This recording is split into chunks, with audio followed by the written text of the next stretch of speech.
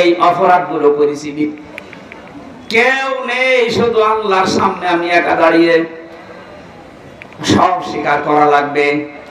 কারণ আপনার হাত কিন্তু কিছুক্ষণ পরে কথা বলবে যদি স্বীকার না করেন। আপনার চোখ কথা বলবে, পা কথা বলবে, সব কিছু তো কথা বলবে। আপনি জানেন যে এখন আমি আল্লাহর সামনে দাঁড়িয়ে, কেউ নেই আমার আশপাশে। স্বীকার যখন একটা একটা করে বলবেন, আল্লাহ আমার ভুল হয়ে গেছে, মহান আল্লাহর কুদরতি যে বিশাল দরিয়া আছে, জোশ পয়দা হবে, ঢেউ পয়দা হবে। আল্লাহ যেন শেষে কথা বলবে, সূরা জুমারের তাফসীরে আছে, আল্লাহ পাক যেন শেষে বলবে, বান্দা আচ্ছা আমি তোরে মাফ করে দিলাম। কাউকে বলার দরকার, এটার প্রচার করার দরকার নেই, কাউকে বলারও দরকার নেই। যা আমি তোরে মাফ করে দিলাম, আমার বানানো জান্নাতে চলে যা। আল্লাহ তুমি আমাদের সবার জীবনে এরকম একটা কিছু তৈরি করে গোপনে মাফ করে দিও, বলেন আমিন। মাঝে মাঝে আমার 33 বছর বয়স, একা একা যখন থাকি এই কথা আমার বেশি মনে হয়, আল্লাহ এখন যদি মারা যায়, তুমি যদি তোমার সামনে নিয়ে বলো, হামজা 2024 সালের সেপ্টেম্বর 30 তারিখ পর্যন্ত তোরে মাফ করে দিলাম, যা হিসাব দেওয়া লাগবে না।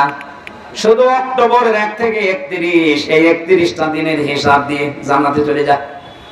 আমার যা কাজ কারবার, আমার তো মনে হয় 31 দিনের হিসাবও আমার এখনো রেডি হয়নি। হ্যাঁ, একটা মাত্র পথ খোলা আছে, আল্লাহ যদি দয়া করে ক্ষমা করে দেয়। এই জন্য কাবার সামনে নিয়ে মানুষ এই কথা বলে, ষষ্ঠ চক্কর দেওয়ার সময়, আল্লাহ তোমাকে দেওয়ার জন্য আমার যা দরকার আমি কিচ্ছু দিতে পারিনি, যাই দিয়েছি সব ত্রুটিপূর্ণ, সব ত্রুটিপূর্ণ, ত্রুটি দিয়ে ভরা, ভুল দিয়ে ভরা। আমি যতটুকু টোটাফাটা ইবাদত করেছি, অনেকে লোক দেখানো করে ফেলেছি।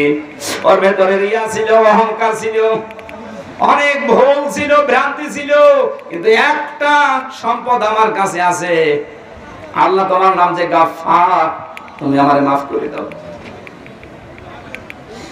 কিয়ামতে আল্লাহ যখন কাউকে মাফ করতে চাইবেন, তাকে সবার সামনে বিচার করবেন না, একা একা নিয়ে যাবেন একটা জায়গায়, আলাদা চাদর দিয়ে ঘিরে দেবে ফেরেশতারা, সবাইকে দূরে সরিয়ে দিয়ে আল্লাহ নিজে বান্দার সামনে দাঁড়িয়ে বলবে, হামজা এই অপরাধগুলো করেছি। কেউ নেই, শুধু আল্লাহর সামনে আমি একা দাঁড়িয়ে সব স্বীকার করা লাগবে। কারণ আপনার হাত কিন্তু কিছুক্ষণ পরে কথা বলবে যদি স্বীকার না করেন। আপনার চোখ কথা বলবে, পা কথা বলবে, সব কিছু তো কথা বলবে। আপনি জানেন যে এখন আমি আল্লাহর সামনে দাঁড়িয়ে, কেউ নেই আমার আশপাশে। স্বীকার যখন একটা একটা করে বলবেন, আল্লাহ আমার ভুল হয়ে গেছে, মহান আল্লাহর কুদরতি যে বিশাল দরিয়া আছে, জোশ পয়দা হবে, ঢেউ পয়দা হবে। আল্লাহ যেন শেষে কথা বলবে, সূরা জুমারের তাফসীরে আছে, আল্লাহ পাক যেন শেষে বলবে, বান্দা আচ্ছা আমি তোরে মাফ করে দিলাম। কাউকে বলার দরকার, এটার প্রচার করার দরকার নেই, কাউকে বলারও দরকার নেই। যা আমি তোরে মাফ করে দিলাম, আমার বানানো জান্নাতে চলে যা। আল্লাহ তুমি আমাদের সবার জীবনে এরকম একটা কিছু তৈরি করে গোপনে মাফ করে দিও, বলেন আমিন। মাঝে মাঝে আমার 33 বছর বয়স, একা একা যখন থাকি এই কথা আমার বেশি মনে হয়, আল্লাহ এখন যদি মারা যায়, তুমি যদি তোমার সামনে নিয়ে বলো, হামজা 2024 সালের সেপ্টেম্বর 30 তারিখ পর্যন্ত তোরে মাফ করে দিলাম, যা হিসাব দেওয়া লাগবে না। শুধু অক্টোবরের 1 থেকে 31, এই 31টা দিনের হিসাব দিয়ে জান্নাতে চলে যা। আমার যা কাজ কারবার, আমার তো মনে হয় 31 দিনের হিসাবও আমার এখনো রেডি হয়নি। 31 দিনের হিসাব আমি দিতে পারবো না। আপনারা পারবেন না? আপনারা পারবেন। এটা কত কঠিন বিষয় যে ক্ষমা পাওয়া, মাপ পাওয়া, হিসাব। নবীজি নিজে নিষ্পাপ ছিলেন, আগে পেছনের সব কিছু আল্লাহ ক্ষমা করে দিয়েছেন। এরপরও প্রতিদিন তিনি 100 বার করে ক্ষমা চাইতেন। আল্লাহুম্মা হাসিবনি হিসাবা ইয়াসিরা, এ আল্লাহ তুমি আর যাই কর আমার হিসাবটা সহজ করে দিও। হিসাব সহজ মানে যে আগে যেটা বললাম এইটা কুদরতি পর্দা দিয়ে ঢেকে নিয়ে বলবে, বান্দা স্বীকার কর যে এগুলো করেছিলাম। যখনই আপনি অনুতপ্ত হয়ে অনুশোচনা করে কান্নাকাটি করবেন যে আমি করেছিলাম, আল্লাহ বলেন যা গোপনে মাফ করে দিলাম। আল্লাহ আমার সবার জীবনে তুমি এরকম একটা পজিশন তৈরি করে দিও, বলেন আমিন। নয়তো একটা যদি নিয়ামতের হিসাব যায় কিচ্ছু না, শুধু পানি, তাও পারবেন না। আল্লাহর এক বান্দা মনে মনে করেছিল 1000 বছর আমি হায়াত পেয়েছি, এটা বনি ইসরাইলের ঘটনা। 1000 বছর আমি হায়াত পেলাম, 1000 বছর আমি জিহাদের ময়দানে কাটিয়েছি, দিনের বেলা আর রাতের বেলা আমি কাটিয়েছি ইবাদতে, সিজদায়, তেলাওয়াতে। আল্লাহ আমাকে যা করলাম মনে হয় জান্নাত আমি পেয়ে যাব। ঠিক দেখে স্বপ্নে দেখে মারা গেছে, কিয়ামতের ময়দানে আল্লাহ কায়েম করে দিয়েছে, ওরে ডাক দিয়েছে, এদিকে আয়, তোরে জান্নাতে দিয়ে দাম যা। ডক্টর মনের ভেতরে একটু অহংকার, এত কিছু করলাম, আল্লাহ আমাকে একটু ধন্যবাদও দিল না, ওয়েলকাম দিল না, বলছে যা জান্নাত চলে যা। একটা কথা হলো, আল্লাহর মনের ভাষা বুঝতে পেরে ফেরেশতাদেরকে বলছে, শোন, যেখানে জাহান্নামের গরম বের হয় বেশি, ওই জায়গার পাশ দিয়ে ওরা ঘোরা, ওই জায়গার পাশ দিয়ে ঘোরাচ্ছিল। পানির পিপাসায় যখন কলিজা ফেটে যায়, ডাক দিয়ে বলে, আল্লাহ আমার একটু পানির ব্যবস্থা করো। কলিজা ফেটে যাচ্ছে, ফেরেশতারা বলে, না, এটা কিন্তু দুনিয়ার জীবনে তুমি নেই, এই ময়দানে পানি পেতে হলে ফ্রি পানি পাওয়া যাবে না, কিছু দেওয়া লাগবে। কি দেওয়া যায়? যা ইবাদত করেছো 1000 বছর ধরে, অর্ধেক আমাদের দিয়ে দাও। ঠিক আছে, দিয়ে দিলাম। পানি খাওয়ার পরে প্রসাব লাগে, কথা বলে না কেন? প্রসাবের চাপ আসার পরে বলছে, ভাই একটু প্রসাবের ব্যবস্থা করেন আমার। না, এখানে যেখানে সেখানে বসা যাবে না, প্রসাব যদি করতে চাও বাকি ইবাদত আমাদের দাও, আমরা একটা ব্যবস্থা করে দেই। বলে দিয়ে দিলাম, আমি করবো কি, আমি নিজেই বাঁচি না।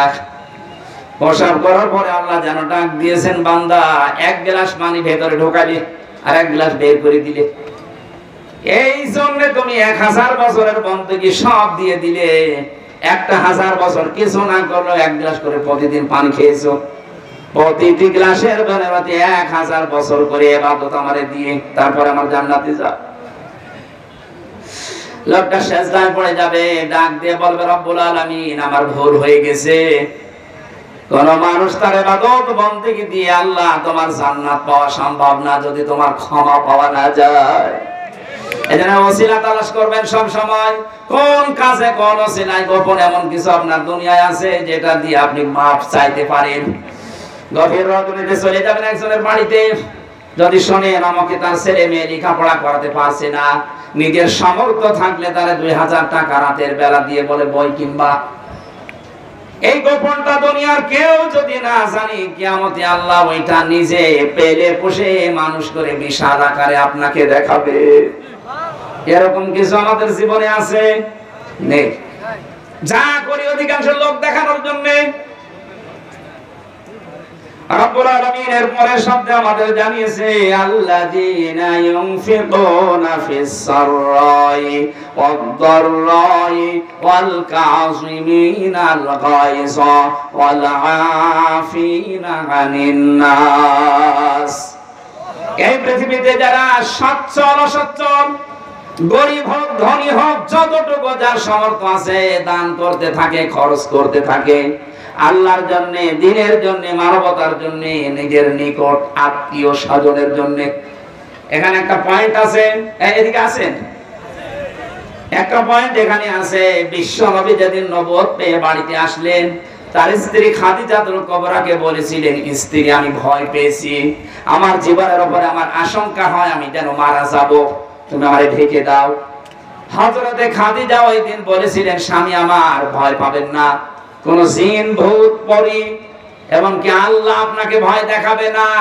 5টা কথা বলেছিলেন খাদিজা ওই দিন।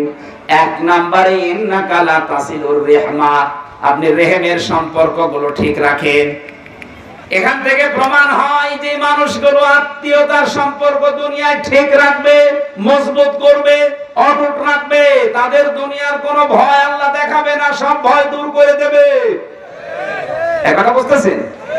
অথচ এই দেশে হাজারো আল্লাহওয়ালা মানুষ আমরা দেখতে পাই, তার আত্মীয়তার সম্পর্কগুলো ঠিক নেই। নিজের আপন ভাইয়ের সাথে কথা বলে না, নিজের আপন বোন গরিব, যেতে চায় না। ধর্ম আত্মীয় পাঠিয়েছে রংপুর, মাসে 3 দিন যায়, এই কথা বলে না কেন? নিজের নিকট আত্মীয় আপনার বোন, আপনার ভাই, আপনার চাচা, আপনার ফুফু, আপনার মা বাবা, এগুলো রক্তের সম্পর্ক না? এইগুলোর সাথে আজ 100 জনের প্রায় 95 জনের সম্পর্ক ভালো না। এই সম্পর্ক নষ্ট করার পেছনে যারা দায়ী তারা আমাদের বউ। এটা আবার বেশি বলে ফেললাম না? না, বেশি বলিনি। এইটাই হচ্ছে 100টা পরিবারের 80-90টা পরিবারে এখন বউর কারণে আমরা রক্তের সম্পর্কগুলো নষ্ট করে ফেলি। সম্মানিত মা বোনেরা, মনে করছেন আমি নামাজ পড়ি, রোজা করি, আমি কালো বোরকা পরে থাকি, আমি না? আপনি কালো বোরকা পরে করবেন কি?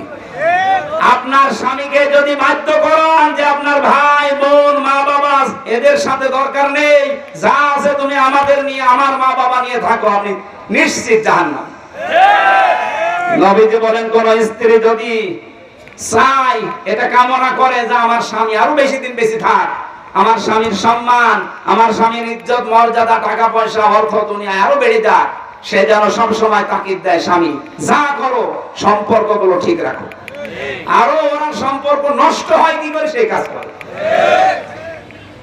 আপনার নামাজ রোজা এই পর্দা পর্দা সব মাঠে মারা যাবে, কিচ্ছু কবুল হবে না। আজ হাজারো স্ত্রীর কারণে সন্তান তার মা বাবাকে বৃদ্ধাশ্রমে পর্যন্ত রেখে আসছে। গত পরশুদিন আমার এই যে কিশোরগঞ্জ, নীলফামারী কিশোরগঞ্জ বৃদ্ধাশ্রমে মাহফিল ছিল, কত মা বাবা বসে আছে লাইন দিয়ে। কয়েকজনকে জিজ্ঞাসা করেছিলাম, বড় বড় অফিসার সন্তানগুলো মা বাবাকে রেখে গেছে এখানে, কোন সন্তান জীবনও চাইবে না যে আমার মা বাবা বৃদ্ধাশ্রমে থাকুক, এটার জন্য বাধ্য করে ওর বউ, আর ওই বউকে কান পড়া দেয় ওর বউর মা আর ওর বড় বউ। এটার সাথে একমত আছেন কারা? স্বামীরা হাত তোলেন তো। সবগুলো ধরা পড়ছে। বাড়ি যাবেন আজকে আপনি, এই যে রেকর্ড হচ্ছে, ভিডিও ধরবে, আপনার খাবার বন্ধ করে দিবে।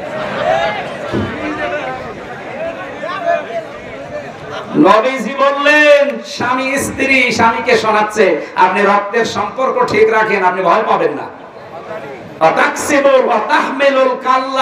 স্ত্রী বলছে আপনি মানুষের বোঝা বহন করেন, আপনি ভয় পান কেন? মানুষের কষ্টের বোঝা, ঋণের বোঝা, দুঃখের বোঝা আপনি বহন করে দেন, আপনার ভয় নেই। অথচ বাংলাদেশে যে মহিলা পালিয়ে গেছে, ও হাজার হাজার কোটি কোটি টাকা বোঝা দিয়ে গেল আমাদের। সে তো ভালোই আছে তার মেয়ে নিয়ে, বোন নিয়ে, ছেলে নিয়ে, কিন্তু আমাদের উপর এখন কত বোঝা। এদেশে এখন জন্ম নিলে 1 লাখ টাকা ঋণ। এই যে যাদেরকে 2780 জন মানুষ এখন হাসপাতালে, এই মানুষগুলোকে আপনি তার পরিবারের জন্য, মা বাবার জন্য, সমাজের জন্য একটা বোঝা বানিয়ে দিলেন। নবীর উম্মত যারা, তারা বোঝা আরো দূর করে দেয়, হালকা করে দেয়, আর ওরা এমন নবীর উম্মত বোঝা আরো চাপিয়ে দিয়ে গেল। আপনি মাপ পাবেন না। মাপ পাওয়ার জন্য মানুষের বোঝা হালকা করা লাগে, তাহলে কিয়ামতে আল্লাহ আপনার পাপের বোঝা হালকা করে দেবে। পাপের বোঝা হালকা করা মানে আপনাকে আল্লাহ মাফ করে দেবে। আমি জেলখানায় বসে বসে এই পারিবারিক জীবন নিয়ে ভেবেছিলাম, মেয়েরা কেন আজ এই স্বামীর উপরে এই ঝামেলায় আছে। নারী নির্যাতন করলে আমাদের জেল হয়ে যায়, ফাঁস হয়ে যায়, আমরা ফাঁসির আসামি। এখন যে জল্লাদ আছে, ও বউ মারার মামলার আসামি।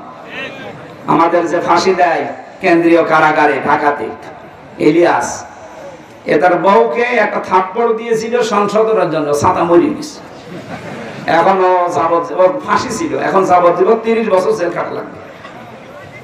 এই জন্য আমি বসে বসে, ওখানে তো লেখা খুব কঠিন, তারপরও কারারক্ষীদেরকে বলে কই আমি লিখেছিলাম পারিবারিক জীবনের সমস্যা এবং তার সমাধান কি, কি করে এটার সমাধান করা যায়। আমি প্রায় 120 পৃষ্ঠা করেছিলাম। বাইরে এসে ওরা আরো সামারাইজ করে করে 2টা বই করেছে, একটা পুরুষের জন্য, একটা মহিলাদের জন্য।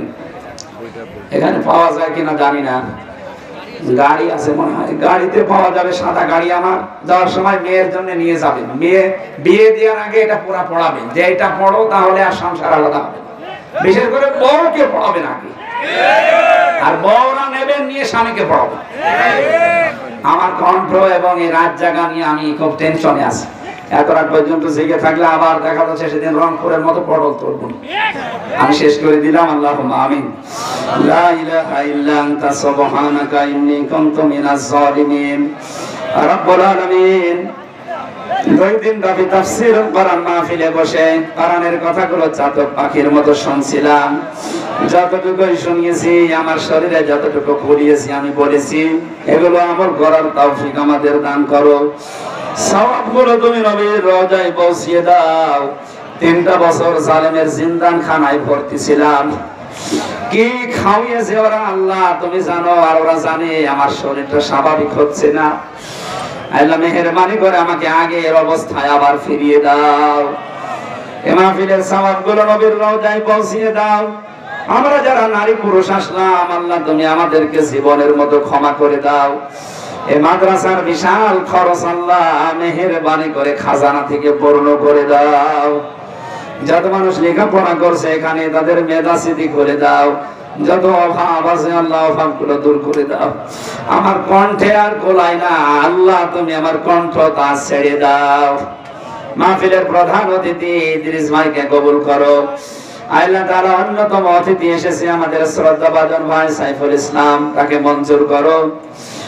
এই জেলাতে যত মানুষ বসবাস করছে তাদের মা বাবা যারা হারিয়েছে কবরগুলো জান্নাত বানিয়ে দাও। এই দেশটা জালেম থেকে যখন মুক্ত করে দিয়েছো আল্লাহ বহির্বিশ্বের ষড়যন্ত্র থেকে তুমি মুক্ত রাখো। কোরআনে কারীম এই দেশে তুমি প্রতিষ্ঠা করে দাও। বারাকাল্লাহু লানা ওয়া লাকুম ফিল কোরআনিল আযীম।